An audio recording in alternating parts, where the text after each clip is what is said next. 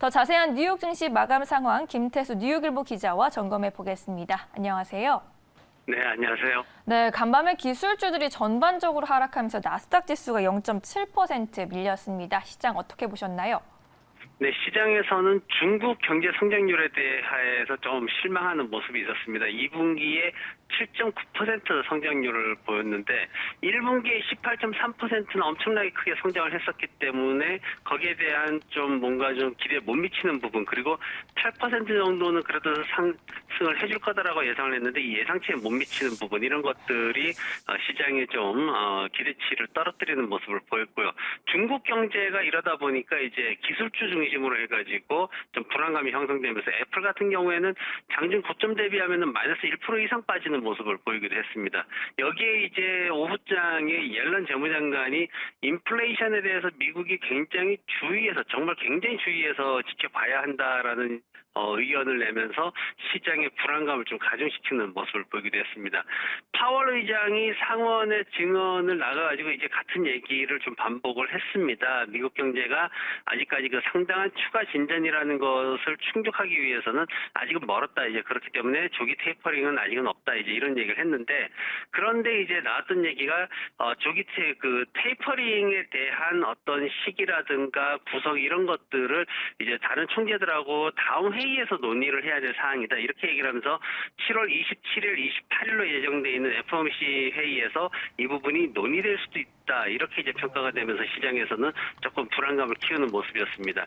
말씀하신 것처럼 실업수당 신청 건수가 지난해 3월 이후에 최저치를 기록을 했습니다. 그런데 이게 경제학자들 그 리서치 쪽에서 워낙 이게 폭이 좀 컸습니다. 그러다 보니까 그 중에 이제 최저치가 35만 건까지도 있었는데 이 최저치 수준에는 기대에 미치지 못했기 때문에 오늘 시장에서 큰 힘을 발휘하지는 못하는 그런 모습이었고요.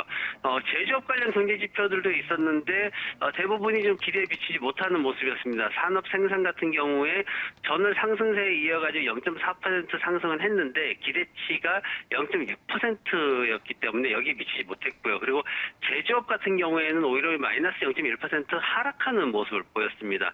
필라델피아 지역의 제조업이 예상보다도 크게 하락을 하면서 21.9를 기록을 해가지고 조금 불안감이 있었고, 다만 이제 뉴욕 지역 같은 경우에는 43으로 크게 올랐는데 뉴욕 지역 제조업은 제가 늘 말씀드리지만 시장에서 큰 비중을 차지하지 못하는 지역이기 때문에 어떤 그 시장의 어떤 지수를 흔들 만한 그런 역할을 하지는 못했습니다. 전반적으로 부진했던 경제 지표들, 그리고 중국 시장에 대한 불안이 오늘 시장을 좀 흔들어 놓는 모습이었습니다.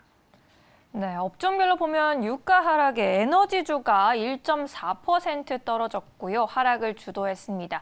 개장 전에 발표된 모건 스탠리의 분기 실적은 애널리스트들의 예상치를 웃돌았는데 주가는 0.18% 오르는 데 그쳤는데요. 업종별, 종목별 흐름은 어땠습니까?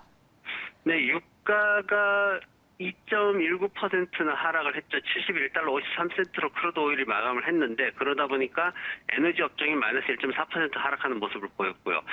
뉴욕에 지금 보면은 전반적으로 시장에서는 그 오펙 플러스 동맹국들이 생산량 늘리는데 이제 합의를 공식화하는 걸 이제 언제 하느냐, 이제 요걸 이제 지켜보고 있는 상황이고, 거기에다 또 오늘 이제 중요했던 게 뭐냐면은 달러가 지금 한 달 넘게 달러 인덱스가 계속해서 상승을 하고 있습니다. 이게 오늘 좀 부담감을 줬는데, 지금 달러 인덱스가 오늘도 이제 0.2% 상승하면서 92달러 61센트를 기록을 해가지고, 이 부분이 이제 유가를 결제할 때 달러가 쓰이다 보니까 결제 수단이 좀 이제 워낙 이제 부담이 좀 커지다 보니까 시장에서는 유가가 하락하는 모습을 보였습니다.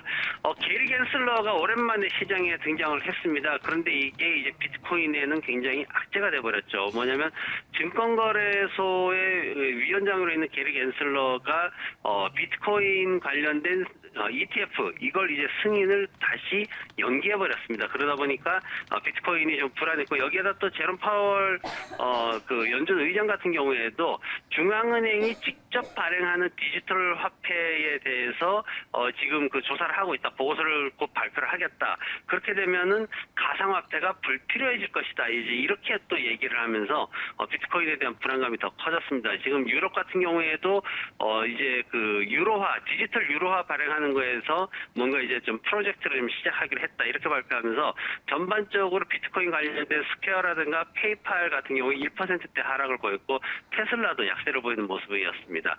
시장에서 이제 은행주 관련해가지고 사실 그 실적 시즌이 진입하기 전에는 굉장히 기대감이 컸습니다. 미리 주가가 오르기도 하고 그랬었는데 막상 이제 오픈을 해보니까 시장에서는 실질적인 성장성이 부족하지 않냐 이런 이제 평가가 내려졌습니다. 뭐냐면 시장에서는 근본적으로 은행이라는 데가 대출 이자를 가지고 성장을 해야 되는 것인데 지금 그 팬데믹 수혜로 인해 가지고 일시적인 것들은 다 성장을 했지만 근본적인 대출 수익은 늘어나지 않았다라는 그런 평가를 받았습니다. 그러면서 1분기에 굉장히 성장이 컸었는데 2분기에는 너무 크게 또 둔화가 됐다 이런 평가도 있었습니다. 그래서 오늘 이제 모건 스탠리 같은 경우에는 2분기 매출과 수익이 굉장히 추정치를 능가하는 좋은 모습을 보였지만은 고정 수익 거래, 즉 이자 수익에 대해서 예상치를 좀 하회하는 그런 모습을 보였습니다. 그러다 보니까 장중 초반에 상승폭을 되돌리고 보합 수준에서 마감을 했고요. 유나이티드 헬스 같은 경우에는 예상치가 넘어서는 수익을 발표하면서 1.4% 상승했는데 의료비나 이런 것들이 이제 팬데믹 기간에는 좀 줄었다가 코로나가 사라지면 수익이 더 늘어날 것이다라는 기대감이 좀 형성이 됐었습니다.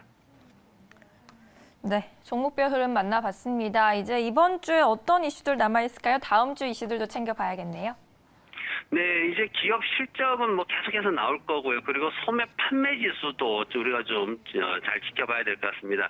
내일 소매 판매가 2개월 연속 하락할 것으로 예상이 되고 있습니다. 지난달에 마이너스 1.3% 갑자기 이렇게 하락하는 모습을 보였는데 6월 달도 0.4% 하락할 것으로 지금 예상이 되고 있습니다.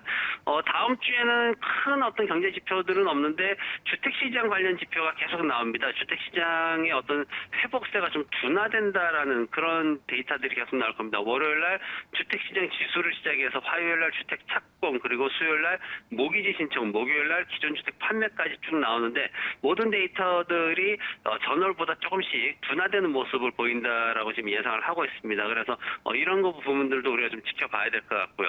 다음 주에는 380여 개 기업들이 실적 발표를 앞두고 있습니다. 월요일 날 밀러 산업을 시작으로 화요일 날 넷플릭스, 수요일 날 코카콜라, 목요일 날 AT&T, 인텔 그리고 금요일 날은 한유엘까지 쭉 이어지는데 넷플릭스 같은 경우에는 2배 가까이 주당 순이익이 상승할 것으로 기대가 되고 있어가지고 이런 부분들이 또 시장에 큰 영향을 미칠 것으로 전망되고 있습니다. 네, 잘 알겠습니다. 다음 주에 뵐게요. 고맙습니다. 네, 고맙습니다.